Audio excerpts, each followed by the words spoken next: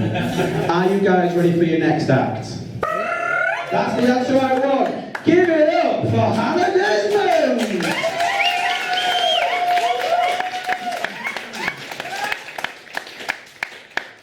Hopefully this will continue to work so you'll hear the punchlines, otherwise it's going to be really weird. I was born in Grimsby, which is famous for its fish markets, crime and high volume of ladbrokes. I was then dragged up to the Scottish town of Broxburn, a lovely place that makes Grimsby look like York. I lived all over England, north and south, and then I moved to Korea, and that's South Korea, not North Korea. Yeah, you'd be surprised how many people get those mixed up.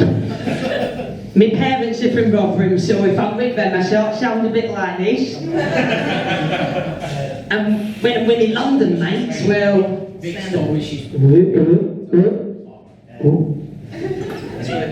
Yes. That's not what I do when I'm with my mates, just like, can you fuck off? We don't actually like you. So, when we're in London, mates, I sound a bit like Dick bloody Van Dyke. I even caught a Brummie accent, and now occasionally things come out like this. I've never even lived in the fucking Midlands. I'm basically the living embodiment of the North-South divide. I once convinced a Welsh guy I was Welsh, but when I started speaking normally again, he told me my English accent was shit. Got a Scouse mate, right? And he lives in Prague teaching English. So you've now got all these little Czech kids running. I haven't got Tourette's, the microphone doesn't work. You've now got all these little Czech kids running around going, hello, nice to meet you. I'm from the Czech Republic. My name is Alishka. Got another pal, right, and he was eating lunch in Korea with his South Korean colleague, and he's like, oh, what's this? It's really tasty. And she's like, dog. Dog? Dog? Dog? Yes, dog. Dog like woof woof. No, dog like quack quack. Accents can be very, very confusing, as is evident if you've ever heard a Bristolian trying to talk to a Glaswegian. So, going came to Halifax and all I got was bloody Tourette's. Forgot what I'm bloody talking about now. Right, yes, dogs, eating dogs. Okay, so Koreans don't actually really eat dogs that much anymore. They kind of like dressing them up. And I don't just mean like in a tartan raincoat, and dogs are waterproof, by the way, people. Honestly, I've seen Dachshunds in denim, Pomeranians in polo necks, Terriers in tutus, Welsh Corgis in onesies.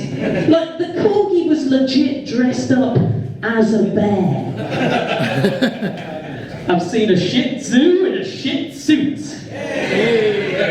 Yeah, that's my dad's joke. He asked me to tell that one. But genuinely, I've seen a miniature poodle wearing flared denim dungarees. Like, what, are you on your way to an audition for the dog version of the Village People? I've genuinely even seen a dog wearing a coin purse. What the fuck does a dog need a coin purse for? Are you going to go down the tuck shop for a curly whirly? Obviously hanging on to change for the bus. Anyway, enough of this dog bollocks. Not been doing stand-up that long. This hasn't happened. Yeah. Can you hear me if I yell?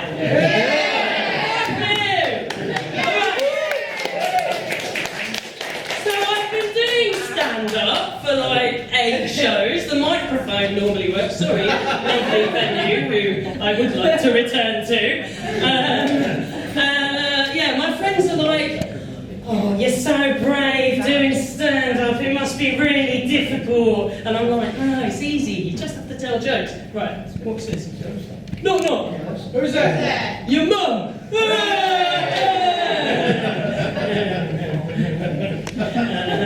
But really, I'm actually quite proud of myself because I've got my pre-gig shit down from 10 to like, well, 5 today. I nearly shat myself in the car park.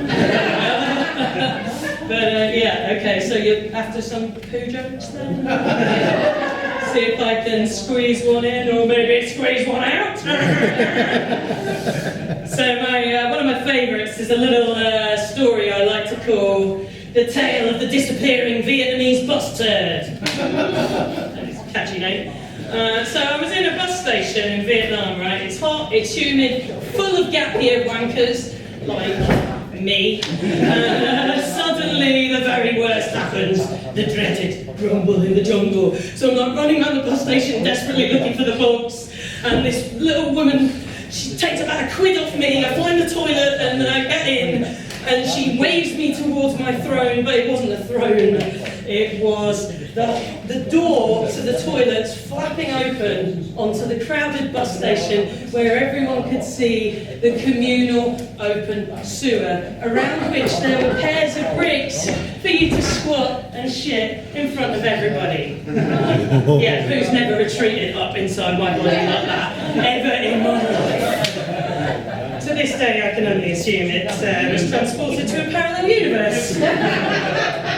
So that's enough of my shit jokes. Not my shit jokes, I've actually got loads more, so hang on. So does anyone write reviews? You know, if you've been somewhere, like here, you'll get right the review going, absolutely brilliant venue, shame the microphone didn't work. No, don't do that really.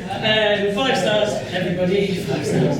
But if you want to laugh, other than coming here, a really good thing to do is read through people's 1-star reviews on Google and TripAdvisor. They're fucking ridiculous. Now, I don't know if any of you have read the reviews of Grantham train station. I have. And Duncan Stillard Hughes left a very illuminating review. 1 star. He said, trains in the UK are expensive, shabby, and often late. However, if you need to catch one, you need to catch one. Grantham isn't a bad station. I have no complaints. Yeah, you fucking do, Duncan. You gave it 1 star, mate. Has anyone been to the Peak District? Yeah. It's fucking lovely, right? It's actually really nice. Not according to James Danby, who described it as basically a desert. You'll see more wildlife in your garden. Is your fucking garden Chester Zoo? Bernard Smith described it as a dirty park with resident paedophiles. Stephen Norris summed up the Peak District very succinctly in 1 word, which was wank. But I mean, you get it everywhere, right? I went on holiday the other day to lovely Wales and had a really nice ice cream, but was checking out the reviews of the ice cream shop. My Fan Wee Jones does not like Gianni's ice cream in St David's. She said, would not recommend because ice cream here melts too quickly.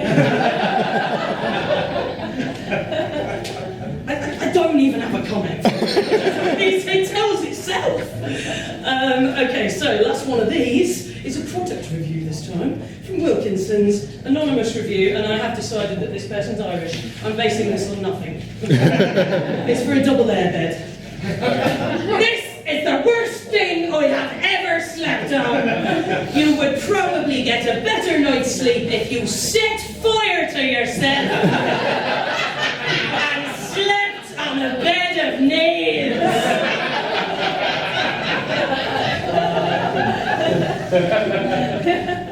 Didn't buy the airbed. So, like of my fellow comedians, I'm riddled with mental health problems, and lots of comedians like to use stand-up as therapy, and I don't, because I prefer actual fucking therapy. However, I had a difficult week, and I'd like to share my pain with you in the form of a song. But I won't, because I can't fucking sing. So I have a poem instead. So I'm trying to come off my antidepressant at the moment, and it's called citalopram. And this poem is called Wham Bam Thank You Citalopram. There is bird poo on the car windscreen, but at home the window cleaner's been. From tragedy to tribulation, is it menstruation or my withdrawal from medication? 1 minute being a tool and then feeling pretty cool, getting all subdued, and then in a banging fucking mood. Am I being a knob because I'm on the blob? Or am I kicking off because of these pills I'm coming off? I ain't not in the zone because of all these hormones. This crazy mood, in essence, is the work of reduced antidepressants. I don't think I'm a cunt when it's that time of the month. I'm not out of my flow because of anti-flow. I think I've gone awry from the downturn in SSRI. I'm only groaning from the inconsistent serotonin. Going dizzy, my head feels fizzy. Feel amazing, then feel pissy. Is it menstruation? Nah, fucking withdrawal from medication. So, you know, I have a difficult life. Really troublesome time when I went on holiday to Malaysia. Awful. Well, anyway, I got to the bus station to discover I hadn't bought my fucking bus tickets, so I had to get in a taxi, a 6-hour taxi, right? It cost 100 quid. Now, that is a fucking bargain. I don't know if you've ever got the train from London to Reading, but it's a fucking hell of a lot more than that. So anyway, I get in my taxi, right, and the taxi driver's like, "Are you okay with the music, madam?" And I'm like, yeah, the music's fucking fine. And then it wasn't fucking fine. It was Shaggy's greatest hits. On repeat. I don't know if you've ever listened to Shaggy's greatest hits 3 times in a row, but I've pretty much decided it was him. I don't care what he does for Julie, and he's probably not a fantastic lover. I tried drowning it out with headphones, but Shaggy continued to penetrate. Sorry, I'm still suffering from post-traumatic Shaggy disorder. Anyway, 3 hours in, Mr. Taxista pipes up, "Do you like traditional Malaysian music, madam?" And I'm like, "Yes, I fucking do. Crank that shit up now." I would have taken the entire back catalogue of Cliff Richard, played by a novice bagpiper at that point. The only problem is, Shaggy seemed to be the only thing keeping him awake. And I'm looking at this guy and he's like, Is he asleep? Yeah, he was fucking asleep, as was confirmed by him veering into oncoming traffic. Which is how I became a vengeful ghost, only intent on exacting my cold-blooded revenge against Shaggy.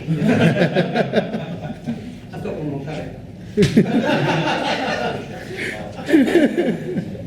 So I was very hungover when I wrote this, and I'd just had a McDonald's, and I'm sure you can understand quite how painful that is when that's happened. So this is called An Ode to Ronald. Ronald McDonald, you pour chemical foam food over troubled water. I feel full of regret. Satisfaction eludes me. Sort of. Ronald McDonald. Ronald McDonald, you're gone, but I cannot forget you. I will taste you for days.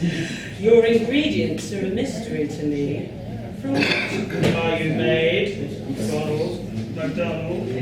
Ronald McDonald, what you lack, Big Mac, in nutrition and health, you make up for in inconvenience and an insignificant impact on my subsequent wealth. Ronald McDonald. Ronald McDonald, your food is like crack. I know that I shouldn't, but I can't help coming back. Ronald McDonald. Yeah, I'm done. See you later.